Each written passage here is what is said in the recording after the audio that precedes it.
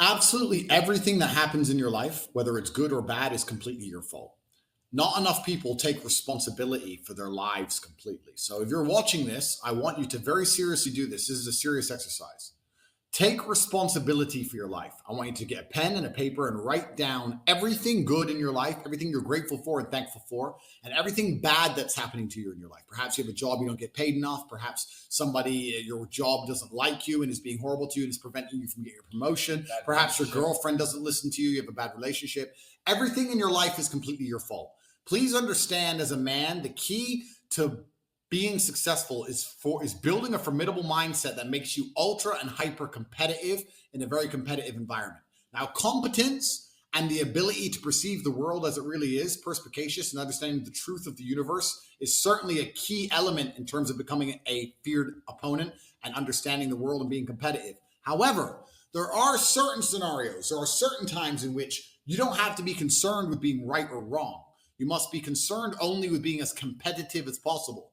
This is the idea I try and teach people inside the Matrix when I say I do not believe depression is real, and they try and convince me it's real. I don't care what science you come up with convincing me it's real, because if I believe in depression, I am more likely to become depressed. If I don't believe in it, it cannot affect me. I cannot become depressed if I do not believe in depression. So by extension, my mind is more competitive. I'm a more feared opponent. I'm more dangerous if I don't believe in depression. That's why I've created my mindset to be as competitive as possible. You must understand that competitiveness as a whole is the baseline for masculine experience. Every dollar you want is wanted by other men. Every female you want is wanted by other men. You are competing against other men your entire life. Even when you walk into a room, instantly you are measured and sized up and down, and you are competing. So for this reason, you must understand that you must build a mind that allows you to compete day after day at the highest possible echelons and be successful. Build a competitive mind. Now, to do that, you must self-analyze. Everything in your life is your fault. By accepting everything in your life is your fault, it makes you more competitive. If you believe that things just happen to you or that bad luck just comes and you can't affect it, you're not as competitive as someone like me who believes that everything is my fault. If it rains tomorrow, I am responsible for the rain. Do you understand? You may think I'm crazy, but I'm not, because I could have looked at the weather forecast and flown to another country to avoid the rain. There is always something I could have done. I could have packed an umbrella. I could have planned to go driving on another day when it's not raining. Everything is my fault all the time. I have absolutely not self-responsibility and accountability, which allows me to become as effective as possible when I'm facing my problems. When the problems appear, my Aikido is max level 1000 because I am self-analyzing permanently. Everything I do is self-analysis. One of the things I get asked all the time is how I speak so compendiously and interestingly and concisely without making mistakes or going and pausing and being a dummy. It's because I self-analyze. I listen to myself speak. I watch it back. I try and improve my vocabulary. I read the dictionary. I make sure I get very good at trying to get my ideas across to other people and make them understand me.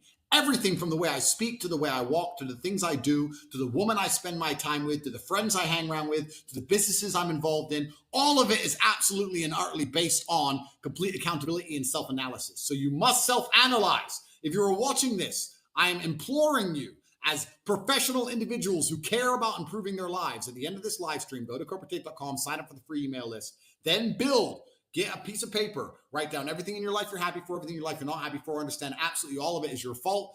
And once you truly understand that and make a plan to change it, things will begin to change. Nothing good in life happens on accident. You're never going to become rich on accident. This is actually very interesting to tie back into the very first super chat we had here from the guy saying that he tries to educate people in the real world and brokies, and they think they know it all, and brokies don't want to listen. If you don't want to join the real world and start listening to people with hundreds of millions of dollars explain to you how to get rich, that's fine. Then do something else to get rich. Tell me what your other plan is to get rich. And if you have no other plan, then you may as well join the real world, because you're not going to get rich on accident. It's not going to happen with an oops. It's not going to happen. You're not going to find a bag of money on the floor. You have to get rich on purpose. You need mentorship, you need guidance, you need information, you need people to sit and teach you how to do it. That's what we do inside the real world. But if you don't want to join that, then you need to have another plan that's just as good, if not better. And for most of you, you're not going to have another plan. Self-accountability is absolutely not really important. It's based on self-reflection. Good question. It should be a daily habit for every single man who is serious about improving their lives. So I've got a quick question that I'm going to answer, even though it's only a $1 super chat. It's a very stupid question, but it has a very serious answer. It's from Harith Rakim. Hi, Tristan. I would like to have a brief conversation with you about something you said. I'm afraid I disagree with. I understand you're busy. How do we fans contact you? You don't. You contact me in the exact same way that I am going to contact Elon Musk and Jeff Bezos. I do not have their number right now. Give me 2 years, give me 3 years, give me billionaire status, give me more hard work, and I may find myself at a table where I can have a conversation with Elon Musk and I can have a conversation with Jeff Bezos, and I can pick their brain and I can ask them about their opinions. You, whoever you are, with your $1 super chat, Harith Kareem, are not my peer. I am going to sit and discuss my ideas with my peers. And I often find myself at tables with people who disagree with me, people with 9-figure, 10-figure net worths who disagree with me, important people with influence who disagree with me. You are a guy on Rumble right now with a single dollar throwing at me. I'm not going to answer your question to the 40,000 people watching. And if you send me an Instagram DM, you're going to be one of thousands of people who do this every single day. And I'm not going to reply to you. If you want to have a serious conversation with somebody more important than yourself, somebody richer than yourself, somebody whose time is more precious than your own, then you have to work your way up until you are on that person's level. If you're not on their level, they're not going to talk to you. So I want to have a brief conversation with something that you said that I disagree with. My short answer is I don't care that you disagree with me because I don't care who the fuck you are. Bro. And I'm never going to care. And maybe one day, 7 or 8 years from now, if I'm sitting at a supercar meeting and some guy in a Pagani drives up to me and says, "Hey, Tristan, my name is Harith Kareem. Do you remember when you said I wasn't on your level and I want to pick your brains? Well, now I am." I'd be like, "Oh, well, that's quite a nice Pagani. Let's have a bit of a drive down the road. I'll happily talk to you." But, it's such a stupid question. I don't think you're ever going to get to that level. But I feel like the answer could be beneficial for some of you out there wondering, how do you pick the brains of rich, important people? Start networking. Absolutely. Yeah. Start networking a little bit. No. Yeah. And you completely nailed it in regards to getting on the level of peers. It's amazing how life can be one of two spirals. It can be a downward spiral where you keep making a bunch of mistakes and you keep doing dumb shit. You can end up at the very bottom. But an upward spiral is also very real. If you do the right things, if you're on time, firm handshake, train in the gym, good shape, try your best, make money, invest, learn, get a good network, pay attention to people who you know are living the life you want to live, like us or like anybody else. Perspicacious, indefatigable. If you're trying your absolute best all of the time, soon your life will start to improve. And when your life improves, you meet better people. When you meet better people, you can have more interesting conversations. You can make more money. You have a better network. You can go to new places. You can meet even more important people. And all of a sudden, you'll see that life can very quickly become an upward spiral. It's nearly impossible for people like you and I to now become broke. It's an upward spiral. Yeah. We can't go poor. We know too many rich people. We can't not have good business ideas. We can't not fix problems. We can't not have fun. We can't not have good relationships with women. We can't not stay in nice houses. It's nearly impossible for us not to have everything we want. An upward spiral is also very real, and you nailed it with our friend here. Anybody who is below us and not on our level, if you really want to talk to us, you know exactly what to do to have a conversation with us. Become too important to ignore.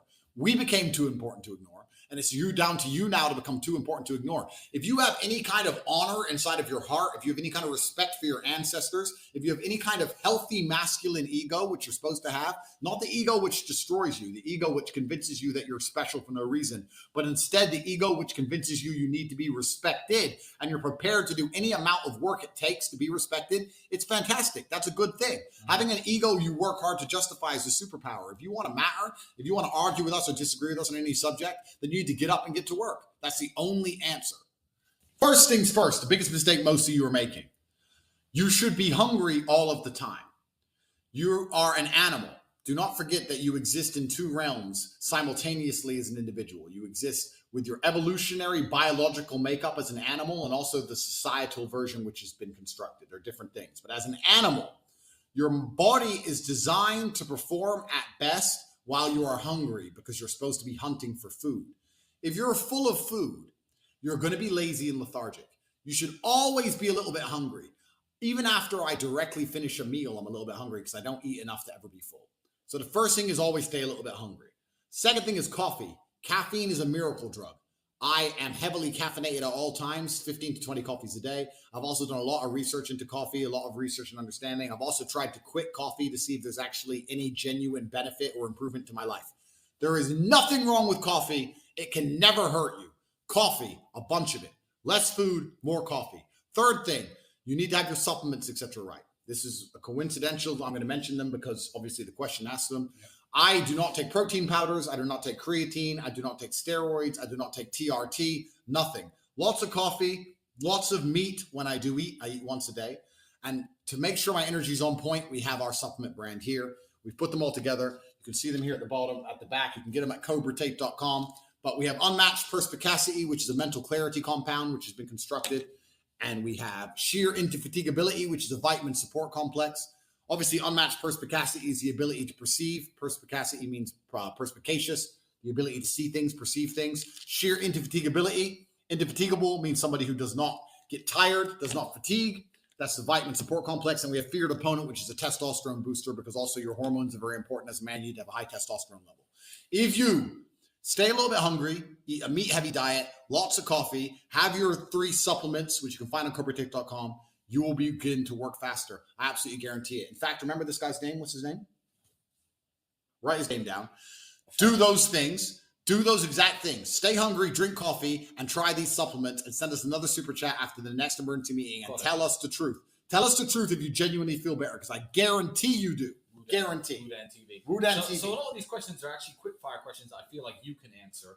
I think you can go into this a little bit. I went into it on my cigar meeting about FTX and the collapse of FTX. But this one is, how many millions have you made from crypto? Do you also invest in stocks? I feel like that's from M. Cuevas 12. I feel like the question should be more, how do you feel about crypto in this current time? Because how many millions have you made from crypto? If I tell you, because I've made money certainly in the golden age of crypto, or the silver age or the bronze age, certainly. But I think now we're in the stone age. So you asking that question, I don't want to inspire anybody right now to think that you're going to get into crypto and make millions and millions of dollars. But you are, but not quickly. Here's the good point. Yes. When crypto's going up and crypto's reaching all-time highs, everyone's panicking, trying to get hold of money to buy crypto. Too late. You need to buy the crypto now that the prices have tanked, so that when the next bull run comes in 2 to 3 years, people are saying it's going to be soon. That's all cope. These are people who are trying to make fast money because they don't have any business sense. That's all garbage and cope. The real money is going to come in 2 or 3 years. Now is when you need to be panicking for money. Not when crypto was spiking and everyone was talking about it and every dummy was making money. Then it's too late. You need to be panicked now, make money now, stack your bags now. Stick to the basics. Ethereum, Bitcoin, the coins that are not going to go anywhere. You should be panicked now to buy as much Bitcoin and ETH as possible, so in 3 years you can guaranteed retire from life forever. You were panicking more to make money to buy crypto when crypto is reaching all-time highs than you are now when it's on sale. Think about how stupid that is. It's the same coins, the same infrastructure, the same ideals, the same technology. You need to buy now. So now is more important than ever for you to make money. Don't worry about crypto all-time highs and all that kind of crap. You need to make a bunch of money now, urgently, quickly, and start stacking a bag. So when the all-time highs come again, you can sell out $25 million. The people who are not panicking to make money now to buy crypto that it's tanked don't understand the world, because those people were panicking to buy it when it was already at the top. That's when they really want to get more Bitcoin. Now it's down. They don't want to get it anymore. That is a big mistake. Now is your chance, ladies and gentlemen. I just said this inside the real world yesterday. I said to all the students, you are making money at the most important time because the entire world is on sale. You need to make money now in the hard times. This is how you build your chance to truly get enough velocity to escape the matrix. But the reason people don't like trying to make money in the hard times is because it's harder. There's less money around. Recession is coming. Inflation's here. People are holding on to their money. The whole economy is getting tighter. They're saying that property is going to tank. Stocks are going to tank. We discuss all of this in the real world. We tell you exactly how it can benefit you. We tell you exactly how you should invest and how you can set yourselves up for the future. Now is the time to make as much money as possible. You do not have time to waste. If you make money now inside the real world and invest correctly, any one of you can be retired from ever working a matrix job in 3 years from now, guaranteed. You must escape the work, consume, die cycle. You must escape the matrix. We are trying to show you how. When times get tough, meritocracies appear. Let me give you an example. Let's imagine we're running a company, and this company has a whole bunch of easy sales. Let's say we're selling cars and everybody wants one of our cars, right? So a bunch of people are walking into the car dealership and we have 5 salesmen. 1 is really good, 4 are average. Well, everyone wants the car, so lots of leads are coming in, and all the salesmen have enough leads, and all the salesmen are making money. Then let's imagine something bad happens to the car brand. There's a big crash, or the cars keep setting on fire, or something happens that damages the brand. Now less people are coming in, less leads are coming in the door, but also the company needs money worse than ever. So now what happens is when a lead walks in the door, the sales manager takes all the leads and gives them to the best guy, because he can't risk you average guys from ruining leads, losing a sale. No, everything goes to the best guy.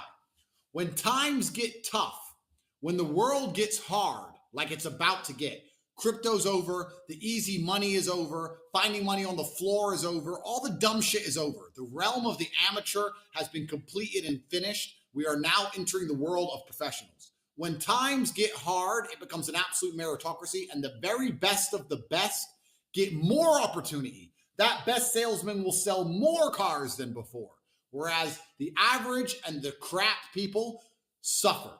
So you must understand that we're now living in a world where you must become the best of the best. And if you do, it becomes easier than ever before. If you listen to our information, listen to our knowledge, life will be easier for you than it's ever been. But if you stay average, if you stay a loser, it's going to get harder than it's ever been. It's splitting into having Bentleys, living on pennies, having not yachts and having knots. That's how it's going to be. It's a meritocracy is going to appear, because that is the natural human state in times of struggle. And I promise you, struggle is coming. Please understand this. You must become the best version of yourself and become exceptional in all fields. You must build a mindset that makes you the most fearsome possible competitor, because that's how the world is. The world's ultra competitive. Is your mindset more beneficial for your future, for your boxing career? So you're a 17-year-old, right? Let's base this on the things we've already said. So first things, everything that happens in your life is your fault. You breaking your ankle was your own fault. Have you sat and truly analyzed that and accepted that? I don't know if you slipped. I don't know if you made a mistake. I don't know if you wore the wrong shoes when it was raining and icy. I don't know if you were busy texting on your phone and you ran into something and fell over. Whatever it was your fault, because you can walk in a way where you don't break your ankle. And in this particular circumstance, you did not do that. So you must accept responsibility. Firstly, it's your fault. Secondly, you must build a mindset that makes you the most fearsome possible competitor. Is your mindset better for you as a whole when it comes to your recovery, your ability to walk, your ability to box again? If you believe what the doctors say, or if you refuse to believe, if you say, no, I will just be very conscious when I move my leg and move my ankle, regardless of how it's injured. I'll make sure I step very precisely, very carefully. I will not make mistakes. I am a professional. I will be able to use my own leg to its full potential, and I will continue to box. Why do you believe what the doctors say? Do the doctors have your ankle? I can tell you what a bunch of doctors have been saying these last 3 years, and that was all a fucking lie. About me, about you, about everything. About this entire scandemic. Do you believe anything what doctors say? Doctors fucking lie. Don't believe anything they say. You don't need to listen to doctors. What you need to do is be a hero, accept responsibility, fix it, and win.